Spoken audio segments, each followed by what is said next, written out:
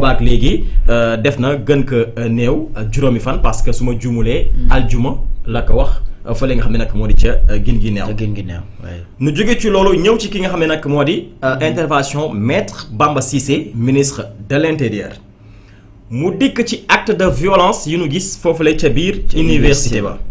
mais avant may ñëw ci ki nga xam ne nag moo di maître Bamba Cissé dafa am benn communiqué bu Mesri signé ministère de l'enseignement supérieur et de l'innovation mi ngi ko signé le 23 janvier 2026 communiqué bi dafa ni lors d'opérations de contrôle effectuées récemment au sein des résidences du centre des œuvres universitaires de Dakar par les agents de sécurité du établissement. Plusieurs armes blanches et d'autres objets contondants ont jox ma liiral ko gars yi rek moo gën a gaaw pour rappeler leen loolu mi ngi ko signé le 23 janvier le 23 janvier oui mu ne lors d'opérations de contrôle effectuées récemment au sein des résidences du centre des œuvres universitaires de Dakar par les agents de sécurité du dit établissement, plusieurs armes blanches et d'objets contondants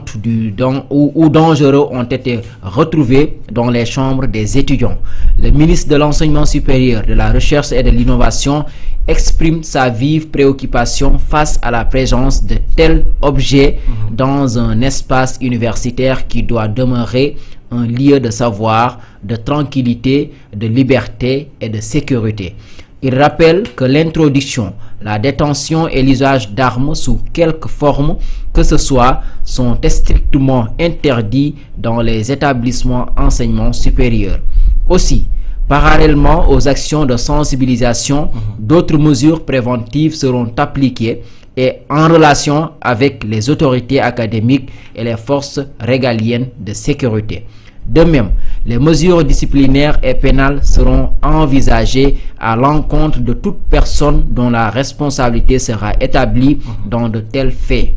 Le ministre de l'Enseignement supérieur, de la Recherche et de l'Innovation appelle l'ensemble des étudiants à faire preuve de responsabilité et à se départir de la violence afin de préserver la sécurité ainsi que la cohésion sociale dans les universités. Fait à Dakar le 23 janvier 2026. Le 23 janvier 2026. Le 23 janvier 2026. Oui. nguur gi kañ nañu gën a def conférence de presse démb moo nekkoon ñaata. moo nekkoon combien le 10. 10 février. nañu def conférence de presse. def déclaration presque 20 jours après. Maître Bamba Cissé génnee ay images. Pourtant jour bi ma gisee communiqué bi dama ni mais attends. lan moo tax lu nu gis ci étudiants yi defuñu li nga xam ne nag moo di image yi génnee ko teg ko ci penc mi nu mën a xam lan lañ fekk ci néegu étudiants yi démb danoo gis ci benn vidéo bi je pense bien que yor nga image yi mooy paaka yeeg yooyu paaka jaasi ak gaz lacrymogène léegi nag foofu question bi may samp mooy gaz lacrymogène boobu fan la jógee civil du ko yor doo dox ci mbedd mi dégg ñu naan aywa gaz yaa ngi aywa gaz yaa ngi aywa gaz yaa ngi ñi ko yor xam nañ leen fan la jóge Maître Bamba Cissé kase moo nu mën a tontu ci loolu et je pense bien que enquête la donc indi naa la feuille bu nu defoon nag le 23 janvier 2026. ci communiqué bi ñu génne woon. voilà Maître Bamba Cissé ñëw ci li fa xewoon diggante étudiants yi ak takkader yi mu ni ubbi nañ ci enquête. bépp takk der bu nu gis ngay buntu xotaal di toroxal ak di humilier étudiant vidéo yi sénégalais yépp ko gis yoon dina def liggéeyam te dina leen sanctionner loolu Maître Bamba Cissé moo ko wax mu jógewaat ci loolu mu ne teewaayu ñi nga xam ne nag ñoo di takk der yi li koy justifier mooy dana jot ay renseignements que ni dafa am ay samba boy yu bëgg attaquer lu ci mel ni ay restaurant wala ay infrastructure universitaire moom moo wax loolu mu ne ñooñu samba booy wala defkatu ñaawteef yooyu 8 heures nañu joxante woon rendez-vous ci buntu restaurant yi buñ fa ñëwee dañuy wax ni dañuy def journée sans ticket te xam na ne journée sans ticket ban ko njëkkee def dañoo tëj restaurant yi mu indi woon fi jàmmaarloo 72 heures après. nu tijji restaurant yi. léegi ñoom démb nu ñëw bëgg dañuy def journée sans ticket te xam na ni carrément loolu duñ ko nangu parce que dañ leen wax ni carrément journée sans ticket amul ku fay ñëw di nekk si indil sa ticket nga dugg nekk génn. ngeen di tubaab xam nañ bu baax a baax nu muy demee. ak nu muy mel. ñoom bi nu jotee information boobu ni rendez-vous 8 heures. si nañ woo takkadeer yi nu ñëw taxaw foofu pour jàmmaarloog defkatu ñaawteef yi foofu man question bi may lancé maître Bamba Cissé mooy information bii ñoom kañ nañ ko jot xam naa nag xëy na duñ ko wax ci penc mi parce que seeni renseignement ñoom ñoo ko yor en tant que le ministre de l'intérieur ma sampaat ko beneen laaj ni ko bi mu yëgee information bii lan moo tax demul automatiquement bu fekkee identifié na leen nu jàpp defkatu ñaawteef yi balaa ñuy passer à l'acte beneen bi mooy état menace kase boo ko defee balaa ngay àgg ci jëfin bi mu teg la loxo gis nañ fii ñu ni carrément lii nañu war a def nu am voilà ngay toog di nasaki nocci loo xam ne tey ji amaan na bu continuer wala bu sottee dafay nekk menace ci li nga xam ne nag moo di ci penc mi wala ci li nga xam ne nag moo di ci autorité bi duñu xaar nga koy exécuter boo toogee ci penc wax ko dinaa doo jógee ci penc te jàpp nu la léegi la question mooy ñoom bi nu yëgee information bi lan moo tax demoonu jàpp ji balaa jàmmaarloo di fa am mu jógewaat ci loolu mu ñëw ni acte de violence yu nu gis de part et d'autre waaye maanaam ci ñaari côté yëpp ci ñaari côté yëpp muy étudiant bi muy takk der yi dinañ ci ubbi ab l'enquête te dinañ sanctionner ñi def yile ñaawteef ci beneen vidéo bi si bu muy dugg fii di wax lu nu gis ci li nga xam ne nag mooy di ci biir université bi lu ci mel ni ay armes blanches lu ci mel ni grenade lacrymogène ak fouille yi nga xam ni defoon nañ ko ci chambre bi mooy fouille bi ma la expliqué léegi ñu def ko le 23 janvier 2026 ci vidéo bi danoo gis ñu nekk ci kaw yor seeni grenade mënuñu ko manipuler mu exploser vidéo boobu seeni kaw ci groupe bi kew waaye léegi loolu bi mu amee dafa am man vidéo bi gisuma woon ñu nekk ci kaw mais ki loxoom explosé je pense bien que jour manifestation bi génn na bi ma ko gisee fii laa toog cuun toog fii ma ne ko mais cuun bu fekkee danoo dóor grenade lacrymogène mu dal la si loxo est-ce que bu explosé wala est-ce que bu dalee sa loxo nii lay mel loolu laa ko laajoon moom aussi mu ni ma jaaxal na ko ministre bi gën a def li nu mel te ki nu gis mu tëdd ci lal hôpital bi effectivement moom moo nekkoon ci kaw doon manipuler li nga xamee nag moo di grenade lacrymogène bi mu exploser ci kawam ci loxoom kooku bu Bijou envoyé naa la ñaari image boo xoolee même tenue bu mu sol bi muy manipuler grenade bi loolu aussi la sol bi mu tëddee ci li nga xam ne nag moo di lal hôpital bi donc même image la kiiw genre militaire bi trait bi la sol sol jean bu noir ci vidéo bi daf ci sol mbaxane bi mu àggee ci hôpital solut mbaxane donc image yaa ngi nii voilà bii la nekkee ci hôpital bi nu koy faj beneen image yi di nga gis ni carrément moo jonkan di nasaki nocc ba lor bi dal ci kawam moom maître Bamba Cissé nee na dinañ ci ubbi enquête te yoon dina def liggéeyam beneen manipulation bi am ci mbir mi mooy vidéo bu mu wane nu gis ay nit yu yéeg ci kaw defar ay cocktail molotov di ko sànni ñi nga xam ne nag ñoo di takkadeer yi vidéo boobu je pense bien que bi ñu ko gisee moom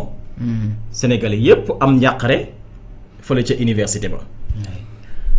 dama xëy suba vers 5 heures 4 heures côté yooyu noonu am ku ma envoyé vidéo ni ma non ñii dañuy manipuler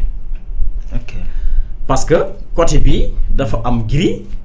donc vidéo bi nan la mën demee léegi Bijou dama lay partager benn image bu la neexee mën nga ko jël boole ko ak li nga xam ne nag moo di vidéo bi pour nu mën a comprendre waaye aussi éviter manipulation bi am ci mbir moomu image bi danoo gis ñaari partie gauche ak droite